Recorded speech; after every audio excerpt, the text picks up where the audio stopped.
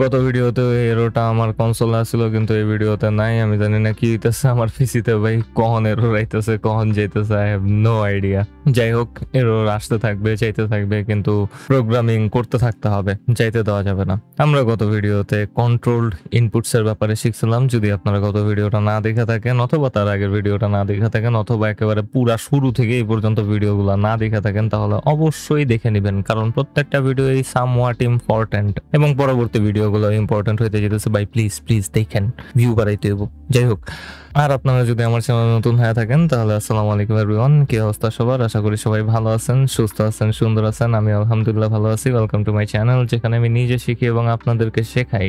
And আমার একটা Discord সার্ভারও আছে, আপনারা চাইলে সেখানেও জয়েন করতে পারেন। আমি আগামী মাস থেকে নতুন একটা কোর্স স্টার্ট করতে যেতেছি মেশিন লার্নিং এর উপরে। সবকিছুর ডিটেলস আমার ডিসকর্ড সার্ভারেই দেওয়া থাকবে।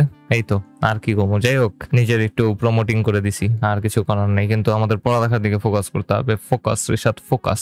সো আমরা কন্ট্রোলড ইনপুটস এর ব্যাপারে শিখছিলাম এবং সাথে সাথে নতুন একটা এক্সটেনশনকে ইনস্টল করছিলাম, যেটার নাম হচ্ছে রিঅ্যাক্ট ডেভেলপার টুলস। এবং এটাকে আমরা হালকা পাতলা ব্যবহার করাও দেখছিলাম, কিভাবে করা যায়, কি সকল ইনফরমেশন এটা আমাদেরকে দিতে পারে, সেসবের ব্যাপারে আমরা একটু জানছিলাম। কিন্তু যেহেতু আমরা একটা ফর্মকে তৈরি করতেছি, ফর্মটার উদ্দেশ্যই হচ্ছে যে যখন ফর্মটা ফিল আপ হয়ে যাবে তখন আমরা সেই ফর্মের ডাটাগুলোকে কোথাও একটা পাঠাবো।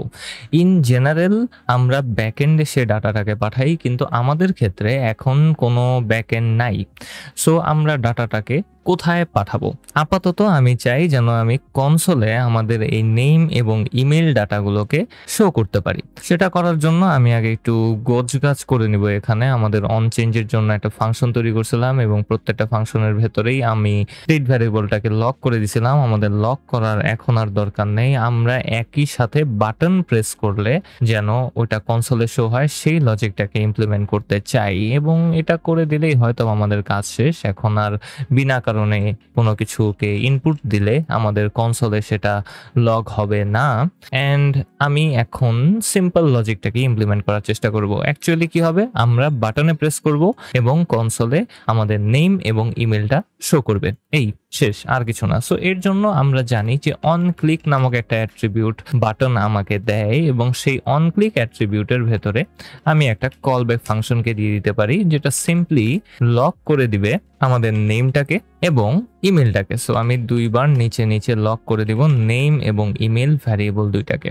এবং এটা করে দেওয়ার পর আমি একটু রিলোড করব। রিলোড করে আমি নেমে কিছু একটা লিখবো, যেমন আমার নাম হচ্ছে রিশাদ।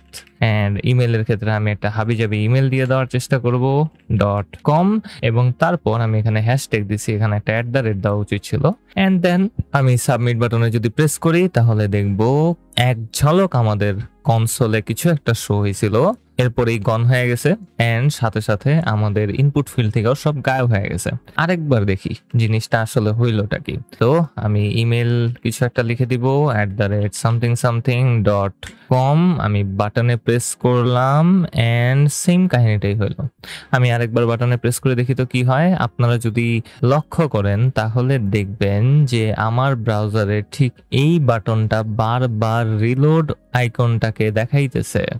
সো সাবমিট বাটনে প্রেস করলাম, আমার পেজ রিলোড হয়ে যাইতেছে বারবার। সো এই জিনিসটা কি, এটা সম্পর্কে আপনাদেরকে জানতে হবে। আমি জাস্ট একটা এক্সপেরিমেন্ট করব। আমরা এর আগে ফর্ম ট্যাগটাকে এখানে কখনো ব্যবহার করি নাই। আমি এখান থেকে ফর্ম ট্যাগটাকে সরায় দিই এবং সরায় দেওয়ার পর আমি একটু রিলোড করি। রিলোড করার পর আমি নেমের ভেতরে কিছু একটাকে লিখলাম, ইমেইলে আমি কিছু একটাকে দিয়ে দিলাম, এটা আমার ইমেল। আমি জানি না সরাসরি পাবলিকলি ইমেল দেখানো ঠিক কিনা। ও, আমার ইমেল তো অলরেডি পাবলিকলি দেওয়া আছে। যাই হোক, সো আমি যদি এখন সাবমিট বাটনে প্রেস করি তাহলে দেখতে পারবো যে পেজ রিলোড হওয়া ছাড়া আমার কনসোলে খুব সুন্দরভাবে ডাটাগুলো লগ হয়ে গেছে। কিন্তু একটু আগে কি হইতেছিল, আমি ফর্ম ট্যাগের জন্যই কি এই সকল ঝামেলা পোহাইলাম? তাহলে কি ফর্ম ট্যাগটা ব্যবহার করা যাবে না? অবশ্যই যাবে, কিন্তু এটাকে পাশ কাটানোর একটা ওয়ে আছে।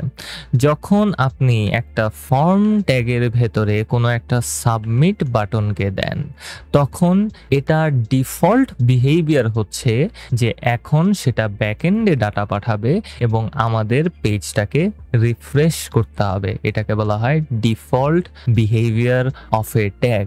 প্রত্যেকটা ট্যাগেরই একটা ডিফল্ট বিহেভিয়ার থাকে এবং ফর্ম ট্যাগের জন্য একটা ডিফল্ট বিহেভিয়ার হচ্ছে বাটন প্রেসের সাথে সাথে আমাদের পেজটা রিলোড হওয়া, কারণ এটা ইন্ডিকেট করে যে এই ফর্মটার ডাটাটা আমরা কোথাও পাঠাইতেছি। কিন্তু যেহেতু আমরা কোথাও এখন পাঠাইতেছি না, সেহেতু আমাদের এই ডিফল্ট বিহেভিয়ারটাকে স্টপ করারও একটা ওয়ে থাকতে হবে, তাই না? এবং হ্যাঁ, আছে। সো এইটার জন্য আমি এখানে বাটনের ভেতরে যে অন ক্লিক অ্যাট্রিবিউটটা অ্যাড করে আমাদের কনসোলে আমাদের ডাটাগুলোকে শো করার লজিকটাকে দিছিলাম। এটা করব না। যখন আপনি একটা ফর্ম ট্যাগের ভেতরে কোনো একটা ইনপুট ফিল্ডকে দিবেন, বাটনকে দিবেন, তখন এটা মাথায় রাখবেন যে ফর্ম ট্যাগের জন্য আলাদা একটা অ্যাট্রিবিউট আছে যেটার নাম হচ্ছে অন সাবমিট, এবং এই অন সাবমিট অ্যাট্রিবিউটটা খুবই ইউজফুল একটা অ্যাট্রিবিউট, বিকজ এটা এক্স্যাক্টলি অন চেঞ্জ এবং অন ক্লিকের মতোই কাজ করে, কিন্তু তখনই কাজ করে যখন আপনি এই বাটনটাকে ক্লিক করবেন, এবং বিশেষ করে বাটনের টাইপ হইতে হবে সাবমিট টাইপ। সো আপনার বাটনের টাইপ যদি সাবমিট না হয় তাহলেও এটা কাজ করবে না, সাথে সাথে অন্য কোনো টাইপের বাটন হলেও এটা কাজ করবে না। সো স্পেসিফিক্যালি সাবমিট টাইপের বাটনের জন্য আপনি আপনার ফর্ম ট্যাগে একটা নতুন অ্যাট্রিবিউটকে দিতে পারেন যেটার নাম হচ্ছে অন সাবমিট, এবং এটার ভেতরে আপনি এখন একটা কলব্যাক ফাংশনকে দিতে পারেন যেটা অ্যাগেন একটা ইভেন্টকে প্যারামিটার আকারে নিতে পারে, কারণ এটাও একটা ইভেন্ট যে আপনি বাটনে প্রেস করছেন। সো বাটন প্রেসের সাথে সাথে নতুন আরেকটা ইভেন্ট ট্রিগার হবে, এবং এই ইভেন্টের জন্য আমরা সেই ডিফল্ট বিহেভিয়ারটা পাবো। সো ইভেন্ট যেহেতু একটা অবজেক্ট, এটা আমাদেরকে এখন একটা ফাংশনকে দিবে। সো ইভেন্ট ডট, আমি এখানে ইভেন্ট বানানে ভুল করছি, হয়তো বা করি নাই, অ্যান্ড আমি এখানে ডট দিয়ে লিখতে পারি প্রিভেন্ট ডিফল্ট একটা ব্রেকেট, এবং আমার কাজ শেষ। সো ফর্ম ট্যাগের ভেতরে অন সাবমিট অ্যাট্রিবিউটের ভেতরে আমি একটা ফাংশনকে দিতে পারি যেটার ভেতরে আমি ইভেন্টগুলোকে পাবো, এবং সেখানে আমি ইভেন্ট ডট প্রিভেন্ট ডিফল্ট ফাংশনটাকে ব্যবহার করলে খুব সুন্দরভাবে আমাদের স্ক্রিন রিফ্রেশ হওয়া থেকে আমরা এটাকে থামাইতে পারি। এবং সাথে সাথে আমি বাটনের জন্য যেই অন ক্লিক ফাংশনটাকে ডিক্লেয়ার করছিলাম ওটা থেকে সবকিছু কাট করে দেব এই অন ক্লিক অ্যাট্রিবিউটটা সহ, কারণ এটার কোনো দরকার নাই এখন আর, এবং পুরোটাকে আমি এখন আমার এই অন সাবমিট অ্যাট্রিবিউটের ফাংশনে পেস্ট করে দিতে পারি। এবং করে দেওয়ার পর আমি রিলোড করলাম আমার পেজটাকে। এখন আমি এখানে আমার নামটাকে দিয়ে দিব, এবং দেন নিচে আমি আমার ইমেলটাকে দিয়ে দিলাম, এন্ড দেন ফাইনালি আমি যদি এখন সাবমিট বাটনে প্রেস করি তাহলে আমি আশা করতে পারি যে আমার পেজটা রিলোড খাবে না। আমি জানি না কেলে আমার পেজ রিলোড খাইতেছে, আই হ্যাভ নো আইডিয়া আমি কোথাও ভুল করছি কিনা। যাই হোক, সাবমিট বাটনে প্রেস করলাম এবং আমার পেজ রিলোড হয় নাই, এবং খুব সুন্দরভাবে আমি কনসোলে আমাদের দুইটা স্টেট ভ্যারিয়েবলের ভ্যালুকে দেখতে পারতেছি। এবং এভাবেই আসলে আমরা একটা ফর্মকে তৈরি করব। এরপর থেকে আমরা কখনো ফর্ম ট্যাগ ছাড়া কোনো ইনপুট ফিল্ডকে দিব না, বিকজ কোনো একটা ইনপুট ফিল্ডকে দিলে সেটাকে সাবমিট করার জন্য একটা বাটনকেও সেট করতে হবে, এবং ফর্ম ট্যাগ খুবই এফিশিয়েন্টলি আমাদের ফ্রন্ট এন্ড থেকে ডাটা ব্যাক এন্ডে পাঠাইতে সক্ষম, এবং এটাকে আমরা ইউজ করতে চাই। কি লেগে আমরা কঠিন মেথড ইউজ করবো, তাই না? কারণ কঠিন মেথড মাঝে মধ্যে ভালো কিছু দিতে পারে, জিনিস যেটা ভালো দাম তার একটু বেশি, এই ক্ষেত্রে জিনিস যেটা ভালো পেঁচানো তার একটু বেশি, আই গেস। যাই হোক, আমি কি জোক মারলাম আমি জানি না। যাই হোক, এন্ড এখন চাইলে আমরা এখানে আমাদের মনের মাধুরী মিশায় কিছু কাজ করতে পারি। যেমন আমি চাই আমাদের স্ক্রিনের উপরে যেন লগ ইন করার পর অথবা সাবমিট বাটনে প্রেস করার পর নামটা সুন্দরভাবে শো করে। তো এটার জন্য আমরা কি করতে পারি, সিম্পল লজিক, আমরা আগেও এটাকে করছি। আমি এখানে একটা ভ্যারিয়েবলকে নিয়ে নিতে পারি, ভ্যারিয়েবলের নাম দিয়ে দিব আমি ইজ সাবমিটেড, এবং এটা চেক করবে যে আমাদের ফর্মটা সাবমিট হয়েছে কিনা, এবং সাথে সাথে আমরা একটা স্টেট ফাংশনও পাওয়া যাব, সেট ফাংশনকে পাওয়া যাব, যেটার নাম আমি দিয়ে দিতে পারি সেট সাবমিটেড। এন্ড বানানটা যদি লিখতে পারতাম, এন্ড এটা ইউজ স্টেট ফাংশন ব্যবহার করব আমি এখানে, ইউজ স্টেট ফাংশন, এবং এটার ভ্যালু থাকবে ট্রু অথবা ফলস। সো যেহেতু আমরা শুরুতে আছি সেহেতু এটার ভ্যালু ফলসে সেট করা থাকবে। এন্ড যখন আমরা সাবমিট বাটনে প্রেস করব তখন যেন এই ভ্যালুটা ফলস থেকে ট্রু হয়ে যায় সেই ব্যবস্থাটাও করতে হবে। সো আমি প্রিভেন্ট ডিফল্টের ঠিক নিচে আসবো এবং এখানে সেট সাবমিটেড ফাংশনটাকে ব্যবহার করব এবং এটার ভেতরে ভ্যালুটাকে আমি করে দিব ট্রু, এবং ট্রু করে দেওয়ার পর এখন আমি এইটার সাপেক্ষে আমাদের স্ক্রিনে কিছু জিনিস রেন্ডার করতে পারি। তো এই ক্ষেত্রে আমি টার্নারি অপারেটরটাকে ব্যবহার করব। আমি আমার কোডে চলে আসি, JSX এ এসে ফর্মের ঠিক নিচে আমি একটা H3 ট্যাগকে নিয়ে নিব। অ্যান্ড এখানে H3 ট্যাগটা নেওয়া ঠিক হয়নি, আগে আমার চেক করা উচিত ছিল। সো এক্সপ্রেশনের ভেতরে চেক করব ইজ সাবমিটেড কিনা, একটা কোয়েশ্চেন মার্ক, এবং কোয়েশ্চেন মার্ক যদি সাবমিটেড থাকে তাহলে আমি রেন্ডার করতে পারি H3 ট্যাগের ভেতরে কোনো একটা কিছুকে। সো H3 ট্যাগ, এবং এটার ভেতরে আমি দিয়ে দিলাম ওয়েলকাম কমা ব্রেকেট দিয়ে নেম, এবং এতটুকু দিয়ে দেওয়ার পর আমার একটা ফলসের জন্য আলাদা কাজকে দিয়ে দিতে হবে, এই জন্য আমি নালকে দিয়ে দিলাম। এবং এইমাত্র আমার মাথায় আসলো যে আমি এখানে অ্যান্ড অপারেটর ব্যবহার করতে পারতাম টার্নারি অপারেটর ব্যবহার না করে।